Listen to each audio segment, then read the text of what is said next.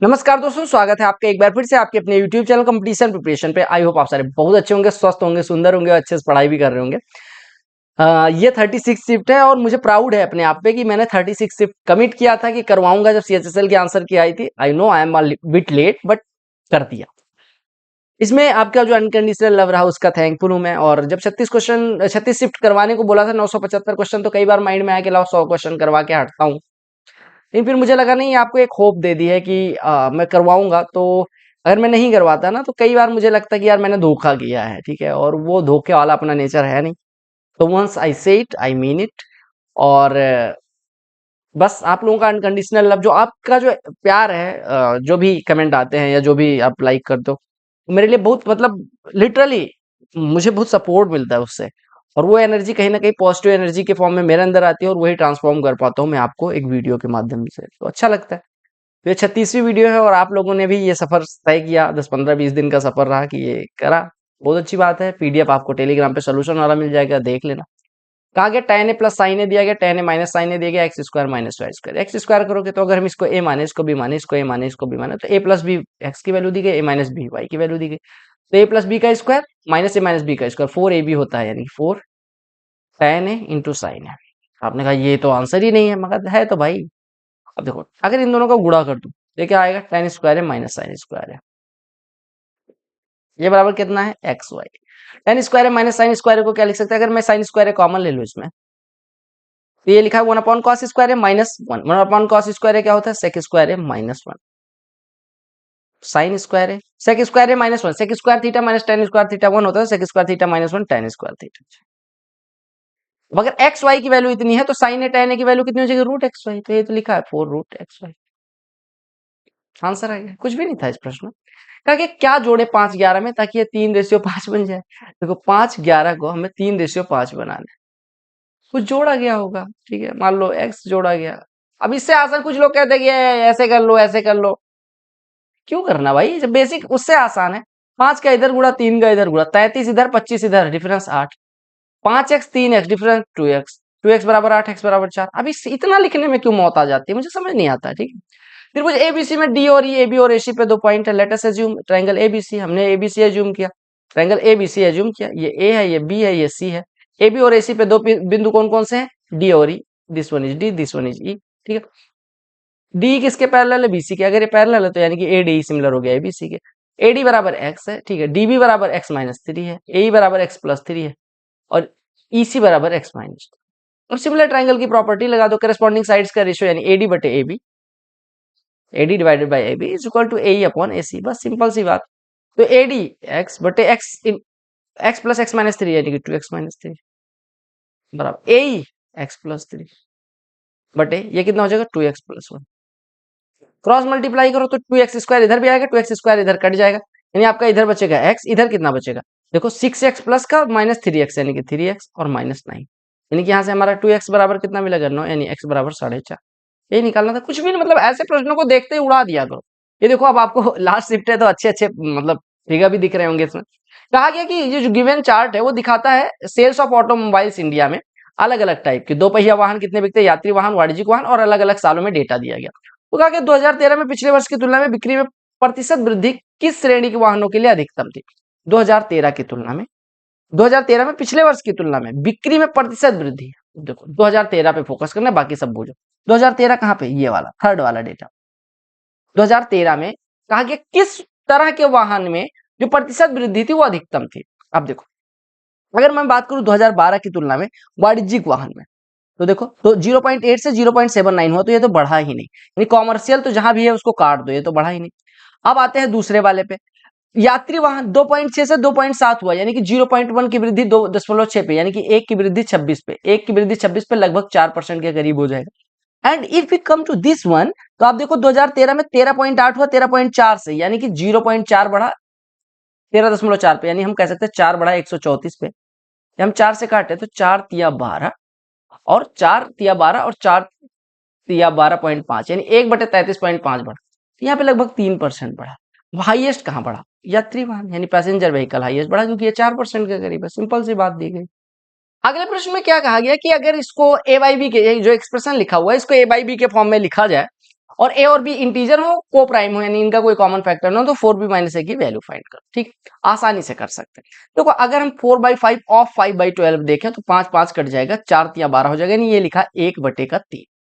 1/3 में 18/15 से डिवाइड करना है, 1/3 गुणे 15/18 बचा, और इसके गुणे में है 12 का 12 7 19/12।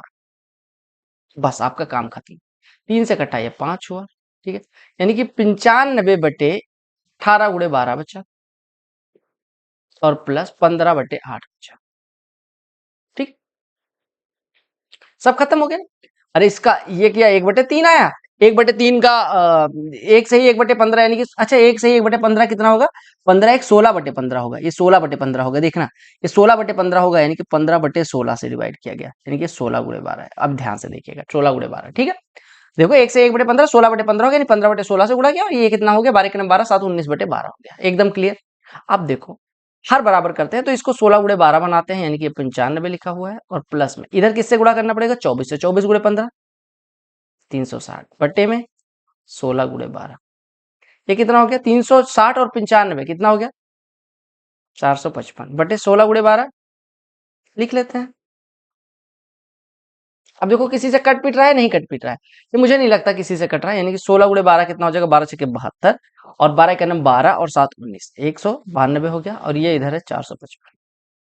तो आपको 4b - a निकालना है, तो 4b यानी कि 4 टाइम्स ऑफ ये और माइनस का ये, तो 4 गुणे 192 कितना हो जाएगा, 768, और इसमें से कितना घटाना है, 455, घटा दो 313। हड़बड़ी ना करना वैसा, वरना ऐसे प्रश्न गलत हो जाते हैं। तो हड़बड़ी के चक्कर में, 2 मिनट बचाने के चक्कर में, कि मास्टर ने कहा था 10 सेकंड में करना है इस प्रश्न को, नहीं, 10 सेकंड के चक्कर में 10 प्रश्न गलत कर दोगे, क्या फायदा 10 मिनट का बोले।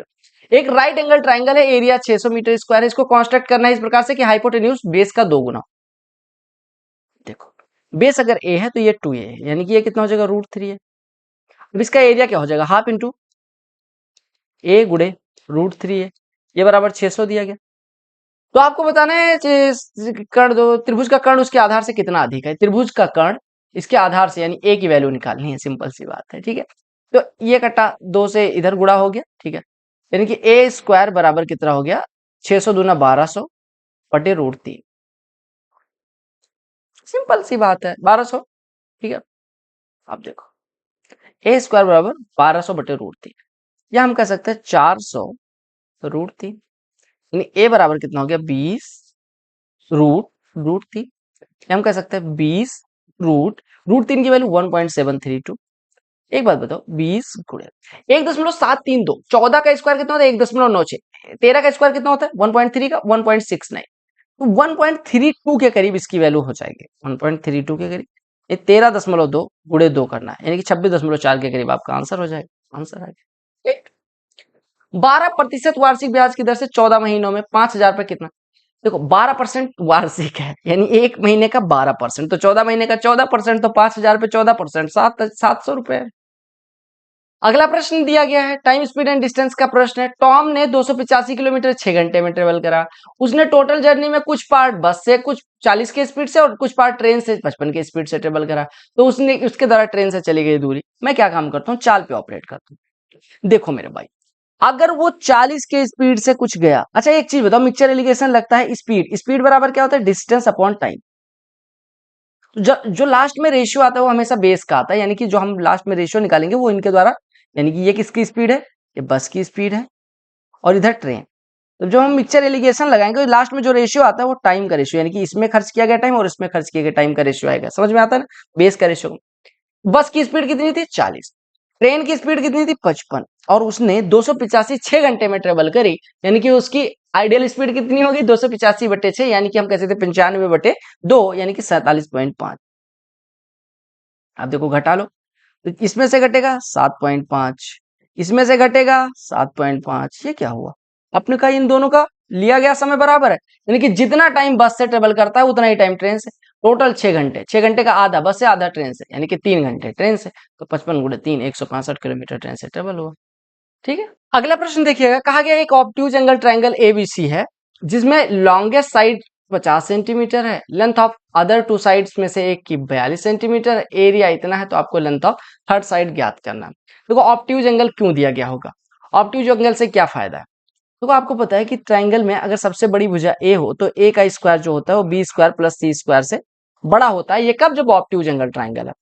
यानी इसका पहला मेथड तो ये था कि हम हीरोज फार्मूला से कोई तीसरी साइड की वैल्यू एक्स मानते, फिर हीरोज फार्मूला से सेमी पेरीमीटर निकालते, उससे एरिया निकालते, इसके बराबर कर देते, आंसर ले लेते। एक तो ये। दूसरा होता कि हम A square is greater than B square plus C square निकालते। अब देखो हमें पता है ए स्क्वायर कितना है 2500, सबसे बड़ी वाली भुजा 2500। अब हमें 42 का स्क्वायर करके देखना है। 42 का स्क्वायर कितना होगा? 42 का स्क्वायर करो। 42 का स्क्वायर कितना होता है? 42 का स्क्वायर होता है 1764। कहने का मतलब 1764 का मतलब 40 का स्क्वायर 1600 और 4 1604 और 2 दूनी 4 160 यानी कि 1764। क्लियर? देखो हमें पता है ए स्क्वायर 2500 है, बी स्क्वायर 1764 है, यानी 2500 में से 1764 घटाओ और इससे छोटा होगा सी स्क्वायर, यानी 800 736 से सी स्क्वायर कम होगा। यानी सी की वैल्यू किससे कम होनी चाहिए? 736 में से 4 से डिवाइड कर दो। 4 से डिवाइड करोगे तो कितना बचेगा? ये कितना बचेगा?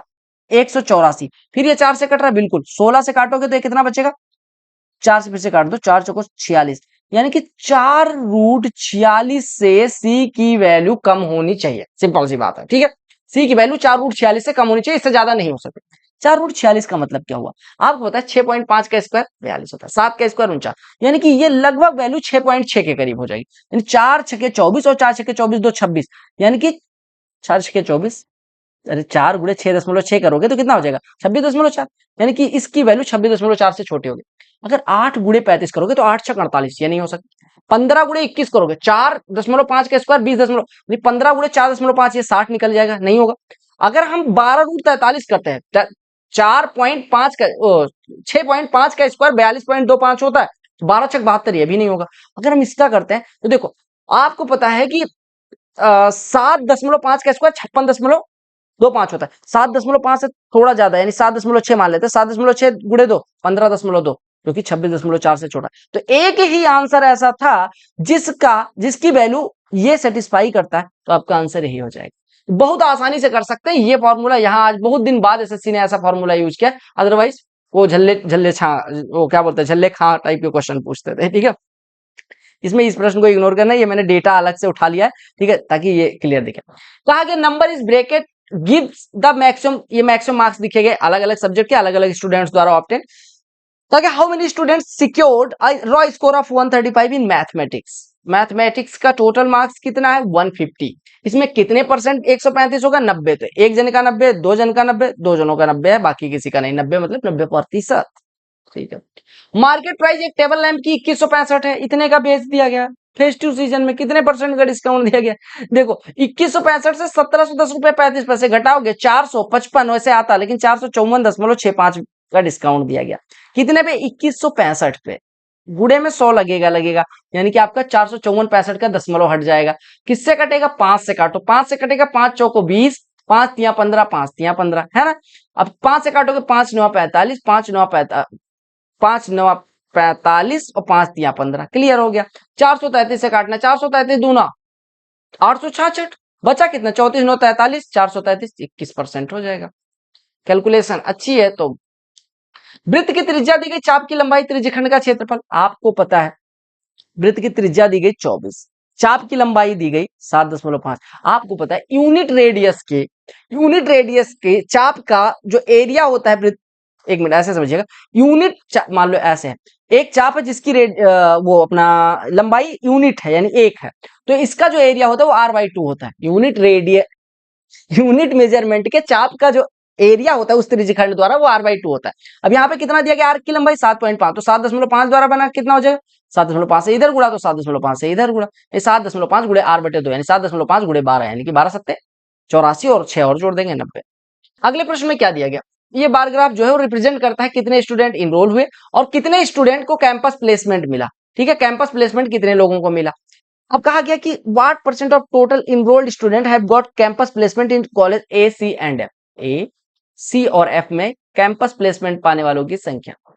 तो अब ए सी एफ की टोटल संख्या निकालो, 800 425 1225 1225 3 1525 1575 टोटल स्टूडेंट थे, दिख रहा है ना।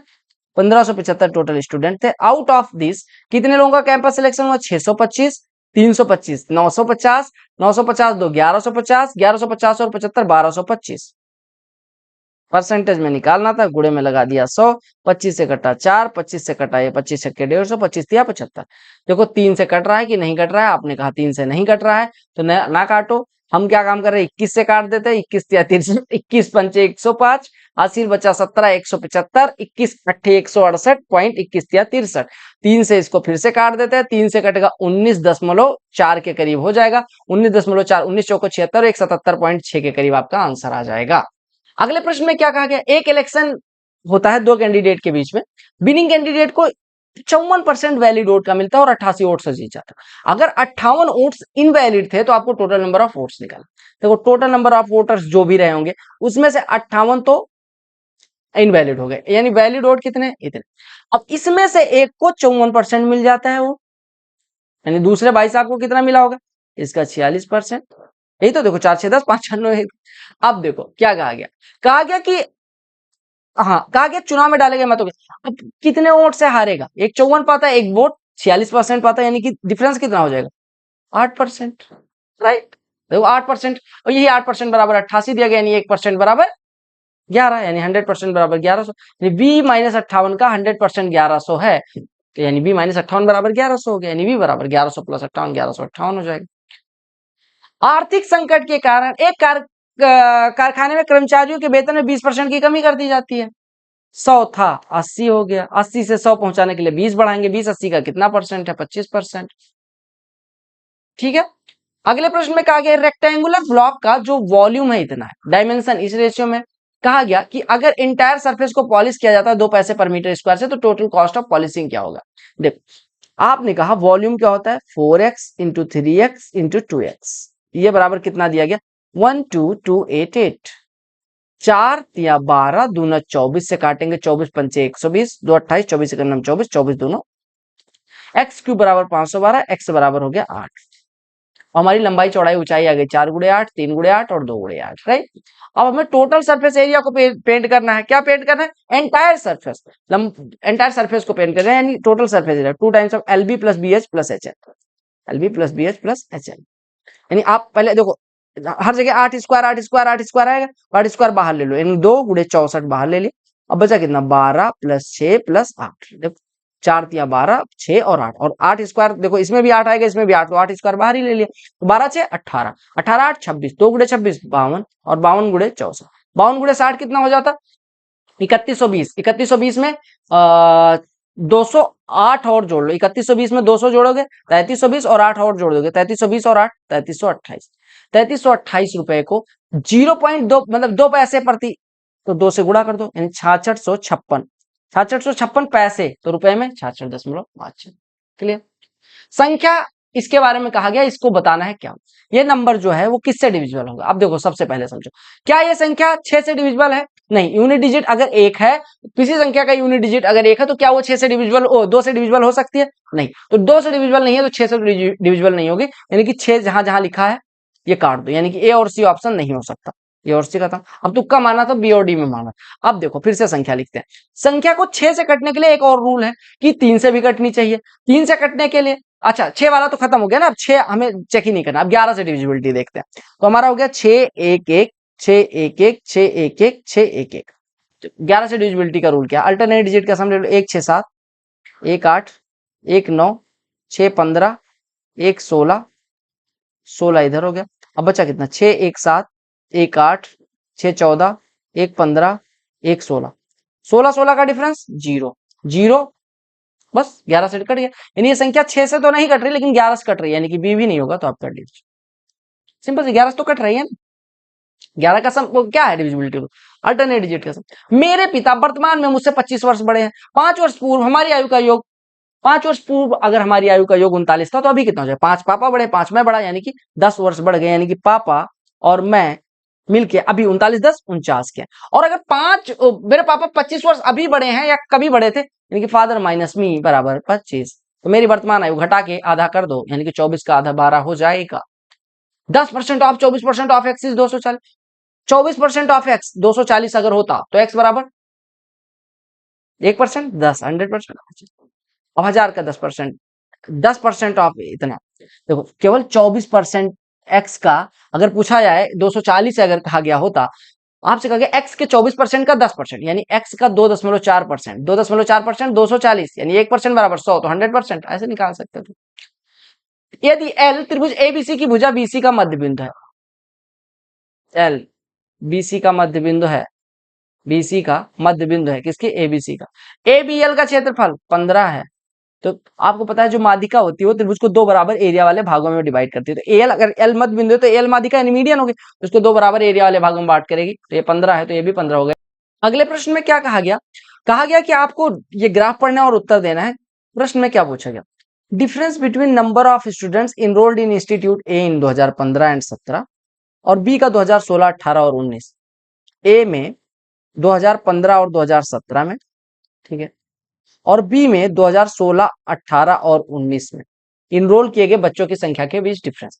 ए का 2015 और 17, 2015 कौन सा है और 17 कौन सा है, ये 15 है ये 17 है, तो दोनों मिलके कितना हो गया 500। और बी का 16, 18, 19, बी का 16, 18 एक 210 हो गया और 19 460, इन दोनों का डिफरेंस पूछा गया था। 500 माइनस 460 40 उत्तर हो जाएगा। कहा गया एक वस्तु का जो प्राइस है वो 36% से बढ़ जाता है, तो कितने परसेंट से कंजम्पशन कम करें ताकि एक्सपेंडिचर सेम रहे। तो वो 36% बढ़ने का मतलब कोई चीज 100 था तो अभी 136 हो गया, यानी कि अगर उपयोग पहले 136 करते थे तो अभी 100 करना पड़ेगा, यानी कितने की कमी, 36 की, कितने पे 136 पे, गुणे में 100 लगा देंगे, परसेंटेज आ जाएगा।